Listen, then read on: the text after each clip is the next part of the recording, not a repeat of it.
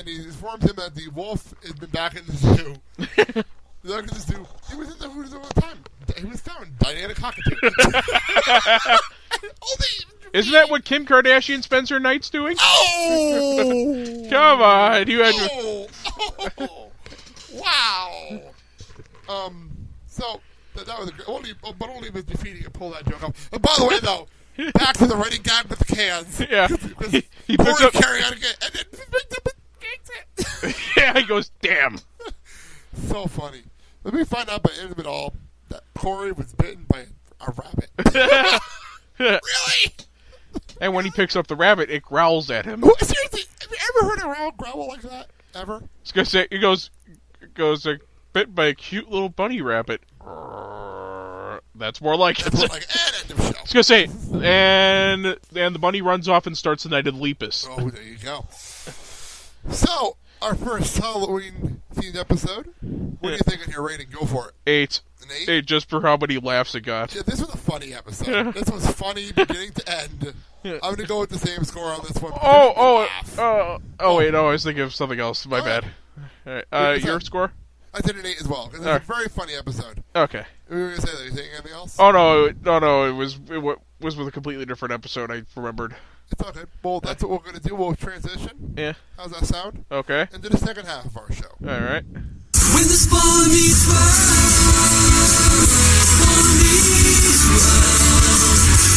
down this road we call life. What we're doing is making no friends will always stay by me. When the spawn meets Skip ahead to. By the way, that is a real song. Yeah. If I note that, I have it down here. Yeah. I actually found the real song here. If I can find it, jump to. Go ahead. Yeah, I was gonna say it's because they actually did a full version of this. Yes. Sweet. Yeah, it's a real song. I'll find it eventually. I'll put it in the notes when I put this everything together when we post this. All right. I know I found it because I'm looking for something and I couldn't. No, I can't find it. It's in my playlist. I just can't find it now. But it's a full. So it's actually a real legit full song, which I thought was pretty cool. So. Let me look this up real quickly. I'm on Spotify. I know I had it saved, so hang on a second. Nah, I can't find it now. Yeah, okay. But no, I'll find it later. I'll probably reference it when I put the notes up. So anyway, we are now jumping to season 5. Yeah. Episode 17. And Then There Was Shawn. An episode I know you've been looking forward to doing. Yes. And why wait a while? We'll do it here. Original air date, an odd date. Yeah. February 27, 1998. Directed by Jeff McCracken. Written by Jeff Mendel.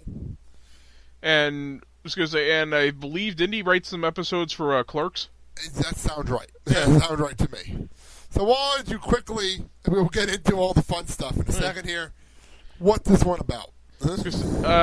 We wind up spoofing a spoof here. It's pretty much basically Boy Meets World meets Scream. And it's in a weird time frame, as we learn what we get in here. It's in a very strange time frame where Cory and Topanga are broken up. And I don't remember which breakup this is. And if this is the breakup after he cheated on her, I'm not remembering what breakup this is. You know what I mean? It's like they broke up a couple of times. So I don't really remember. But since we have the time frame, we're trying to figure out when Disney bought it. I think this is around when Disney World was going on every show. Yeah. And they get back together in Disney World. So that could be that later on in this season. So anyway, we start in class after a really fun season opener. It's been a while since the season 5 opener. So that was fun. You were making a joke, though, about the season 5 opener when we were watching it. Yeah. You were saying something. You were joking with me when it aired. They said it was like a mock opening. They were making fun of openings. Oh yeah. It seems like a parody of openings like this. Complete with 2 people riding a tandem bike, that sort of thing. Yeah, very very funny. Yeah. So like I said, we start in class, and Cory and Topanga have broken up at this point. So Cory is sitting in Shawn's seat, which is oddly weird. I admit. And he's using Shawn as a buffer. Yes. And the only reason Shawn's okay with this is because her sweater goes up so he can stare at her. Which is funny. Which is very, very funny. And I agree with that statement, especially in this sweatshirt she was wearing in this episode. So, and at this point, I was trying to figure out, were Shawn Angela together? I don't I know. couldn't figure it out as we were going along in the show. I couldn't figure it out if they were actually together or not at this point. So, Kenny asked Panga for a pencil. and not just any pencil, the big pencil. Yes, the big pencil. And Shawn gets right between them and says, and this is a great line, nobody has borrowed more pencils than Shawn Hunter. And by the way, he said that in third person. Which I thought was very funny. He did say that in the third person. So, we continue on. And Mr. Feeny. God damn it, Mr. Feeny. Always got great lines. He says something along, he's right here, he's like, I hate to interrupt the rug of the restless. Oh, I think we'll be returned to the young of the restless. It's very, very funny. Yeah. Here it is. And then they're all fighting, and all of a sudden he's like, that's enough. Now this class will not become, wait, let me try this again. Now this class will not be more interested in the romantic going on of its student than it is whatever the hell I'm teaching. If there's one more strange outburst, I am putting you all in detention. The janitor walked in. And he gets creepy music, creepy look, everything. He manages over the top. So he manages to make emptying a garbage can look sinister. Yeah, so over the top. Freddy, the garbage man.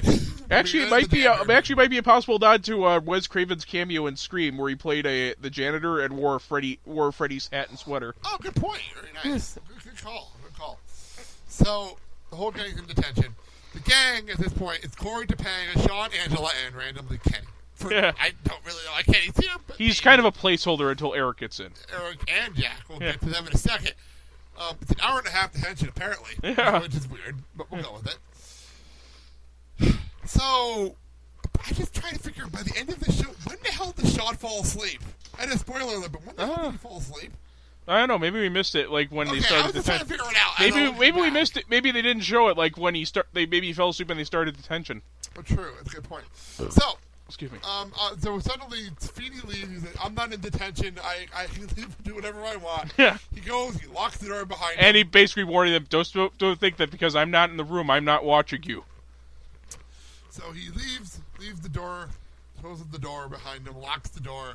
And, which we only find out when Shawn tries to go to his locker to get his cheese product. Thank you for catching that. I was like, did he say cheese products? What, was he Pauly Shore's character in a Goofy movie? I was like, thank you for catching that, because I really thought he said cheese products, but I wasn't sure.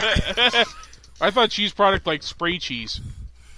Oh, God, it's so funny. It's so very, very funny. But, so where are we? I just pulled up my quote board. I just got my quote board back up. But anyway, Kenny goes and says, all I wanted was a pencil. Yeah. Oh, shut up, Kenny. You're lucky to even be here. I don't happen to see it that way. That's really ridiculous. Anyway, so the door's locked, and suddenly the lights flicker, and on the board in blood it says, no one gets out alive. It's so ridiculous. Yeah. And, of course, we get a nice little glimpse of Angela's screaming ability. Oh, God, yeah! What amazing! Yeah. That was amazing! Somewhere there's a horror movie that's missing its Scream Queen. Oh, sorry, I missed the joke. Yeah. I missed the joke, sorry. Can you believe this feet? Like I said, he can't do that. I think it's even detention convention. It's so stupid. It's such a stupid lie, but it's funny. So, and then Angela does reference this. There's one on the blackboard. I don't think it's because he ran out of talk and they're trying to say CD playing the joke on them. Yeah. And what I thought was interesting was that this predated, I believe, the Simpsons Halloween special, the ninth one, where they did the dark parody of the opening where instead of Bart writing on the blackboard in chalk, he's painting it on with a bucket of blood. Oh, there you go. So, all right. So we're back here, and we're trying to figure out why Feeny would do this, and Cory's great. What's the lesson? To pay attention or we die. So funny. So then the door, you see the janitor. Yeah. And this is before. Oh, Kenny's not dead yet. So, yeah. It's a great joke coming up. So we the door starts rattling. Yeah. Open the door. It's Eric and Jack. And what he says? He said, "Howdy ho!" I can't believe we got a Mr. Hanky reference on Boy Meets World. On Disney. I was going to say... At this point, it's the Disney show. At this point, it's the Disney show. And it's the first of 3. Yes, and we'll get to all of them in a minute. Yeah. So... I'm trying to figure out why the fuck were they playing basketball in the school gym? Because they said something about missing the smell of the old school. Of course he was. And then he goes and says everything was fine except there was blood coming out of the shower head. And the fact that they go back and forth to this course, oh really? How was the pressure? How's the pressure? What? Corey. Cory, it's either that or Cory had a prior relationship with Elizabeth Bathory. Oh, that's very funny. So. Look it up. but I do like the fact that it's just like the cold horror. Blood in the showers. What? Well, it's either a cold horror movie or someone forgot to restock the tampon dispenser. Oh! I do have down Dr. Feeney's House of Terror. I was going to say, opens this Friday. So the lights go out. Eric and Jack are like Shaggy and Scooby. Yeah, I think Eric jumps into Jack's arms. Yes, he does. And I guarantee the only reason that joke works is because it's Eric and Jack. And I guarantee they made a deal because Eric's probably later. And that's why that joke worked. Because really, that's a joke you can only do a couple of times. Yeah. It just is ridiculous. Roll! So the light comes out, and they're trying to figure it out. And Kenny, who... Oh, did I have that joke down? I don't think I wrote that joke down. Kenny was told by Shawn he'll be the first to go. Yeah. He does not belong in this group whatsoever. I was going to say, I think he said something about killing him or something. Yes. It's that pencil or something. You said it was a good reference. Yeah. It's foreshadowing. Foreshadowing. Yeah. We were talking about it. Yeah. So... Okay, we're going to assume you've seen this episode before you listen to the podcast. Yeah, I'm going to assume you know the show. Because we're going to be spoiling the shit out of this for the rest of the time. Yeah. Because I got some great quotes coming up. So. Yeah. Anyway, he ended up, the lights go out, we come back on, and after a good old-fashioned Angela scream, which is awesome. Yeah. Awesome We see that he's gotten the big pencil through his head. But then, what did Eric say? And rather bloodlessly, I might add. I did pay attention to that, too. What was Eric's line? Oh my god! They killed Kenny!